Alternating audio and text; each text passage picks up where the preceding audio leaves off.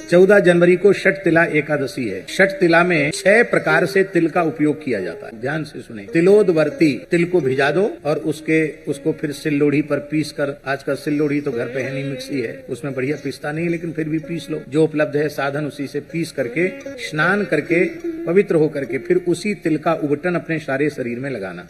उस उबटन के 3 भाग करना। एक भाग मस्तक से लेके वक्षस्थल तक लगाना, दूसरा भाग हाथ धो करके फिर नाभि से लेके कमर तक लगाना, तीसरा भाग पैरों पर लगा। तिलोदवर्ती। फिर किसी पवित्र तीर्थ में गोता लगाना।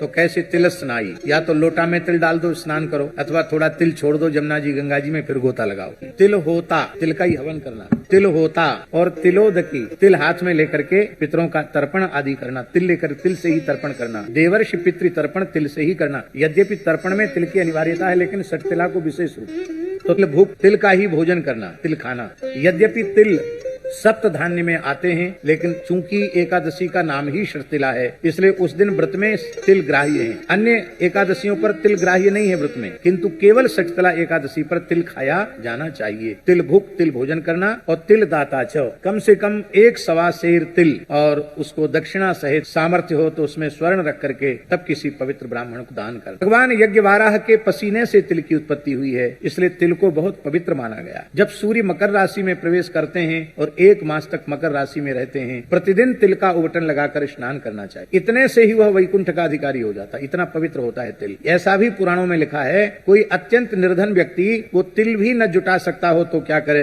बोले जब तक सूर्य मकर राशि में है, तिल तिल कहकर स्नान कर ले तो भी वो मुक्त हो जाए। इतना तिल का महात्म्य है। और यह एक बहुत बड़े संयोग की बात है कि हम समझते हैं कि पूरी स्मृति तो हमको नहीं है, लेकिन शायद 30-35 वर्ष के बाद ऐसा संयोग आया होगा कि जो षट तिला और मकर संक्रांति दोनों एक ही तिथि पर पड़ रही। मकर संक्रांति भी वही उसी दिन और षट तिला एकादशी भी उसी दिन। ऐसे कई दुर्लभ योग उस दिन पड़ रहे हैं। इसलिए इस बार की जो मकर संक्रांति है और षट तिला है, ये विशेष पुण्य प्रदा है। बहुत से लोगों का प्रश्न है कि महाराज संक्रांति को हम लोग अन्नदान करते हैं, अब क्या करेंगे? अन्नदान कैसे करेंगे? क्योंकि एकादशी है। तो अन्नदान के प्रतीक के रूप में तिल दान करें उस दिन, और जो अन्नदान करना है उस अन्न का संकल्प करके रख लें, और दूसरे दिन द्वादशी आने पर अन्न